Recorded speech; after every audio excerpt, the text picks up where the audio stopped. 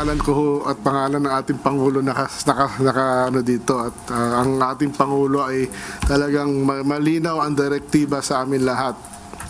Keep it clean, do it fast. Hindi matutulad sa flood control projects anomaly ang Farm to Market Road o FMR projects ngayong taon. Ito ang pagtitiyak ni Agriculture Secretary Francisco Chu Laurel kasunod ng paglagda sa 2026 General Appropriations Act kung saan aabot sa mahigit 297 billion pesos ang nakalaan sa ahensya. Ngayong taon aabot sa 33 billion pesos ang budget sa FMR projects. Ayon kay Secretary Laurel, sinisiguro niya na hindi magiging overpricing o ghost project ang mga farm-to-market road. Definitely, I can guarantee kung sino man yung nagsasabi nun na properly costed to. Meron na akong bagong costing.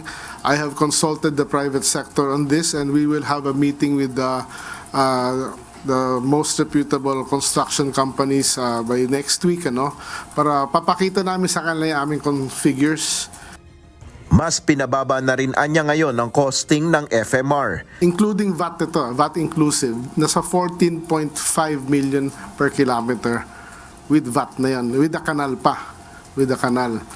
Ang dating costing ng DPWH na previous dividend, hindi yung ngayon of course, was 18 million.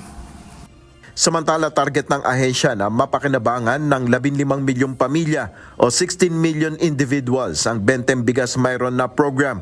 Ayon sa kalihim, 80% ng mga warehouse ng National Food Authority ay puno pa ng imbak na bigas. Aabot rin anya sa 14 billion pesos ang nakalaan sa programang ito ngayong 2026 kasama na ang pondong natira noong nakaraang taon. 15 million families or 60 million Filipinos, dapat makompleto namin yan by end of this year.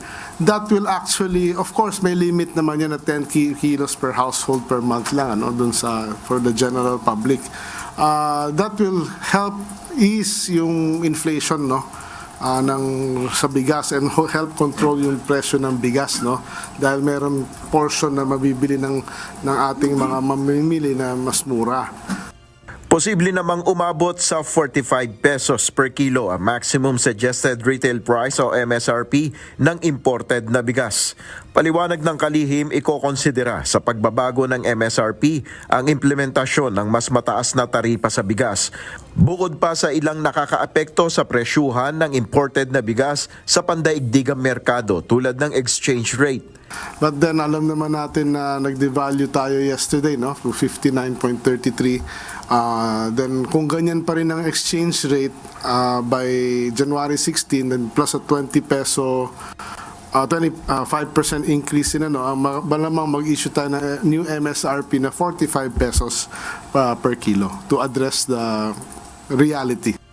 Nel Maribuhok, UNTV News and Rescue. Diyos ang aming sandigan, serbisyo publiko ang aming pinahalagahan.